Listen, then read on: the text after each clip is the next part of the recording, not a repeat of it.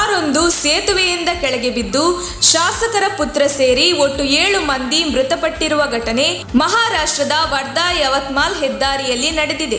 Car ಚಾಲಕನ ನಿಯಂತ್ರಣ ತಪ್ಪಿ ಸೇತುವೆ ಮೇಲಿಂದ ಸುಮಾರು 50 ಅಡಿ ಕೆಳಗೆ ಬಿದ್ದ ಪರಿಣಾಮ 7 ಮೆಡಿಕಲ್ ವಿದ್ಯಾರ್ಥಿಗಳು ಸಾವನ್ನಪ್ಪಿದ್ದಾರೆ.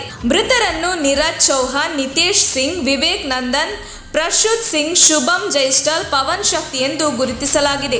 ಅಪಘಾತದಲ್ಲಿ ಗೋಂಡಿಯಾ ಜಿಲ್ಲೆಯ ತ್ರಿರೋಡ ಶಾಸಕ ವಿಜಯ್ ರಹಂಗೇಲ್ಡ್ ಅವರ ಪುತ್ರ ಆವಿಷ್ಕಾರ್ ಕೂಡ ಸಾವನ್ನಪ್ಪಿದ್ದಾರೆ. ಜಿಲ್ಲೆಯ ಸಿಲ್ಸುರಾದಲ್ಲಿ ರಾತ್ರಿ 9:30ರ ಸುಮಾರಿಗೆ ದಿಯೋಲಿಯಿಂದ ವಾರ್ಧಾ ಕಡೆಗೆ ಬರುತ್ತಿದ್ದ ಝೈಲೋ ಕಾರು ಸೇತುವೆಯಿಂದ ನೇರವಾಗಿ ಕೆಳಗೆ ಬಿದ್ದಿದೆ.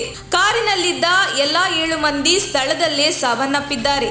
ಸುದ್ದಿ ತಿಳಿಯುತ್ತಿದ್ದಂತೆ ಪೊಲೀಸರು ಸ್ಥಳಕ್ಕೆ ಆಗಮಿಸಿದ್ದು ಪರಿಶೀಲನೆ ಕೈಗೊಂಡಿದ್ದಾರೆ.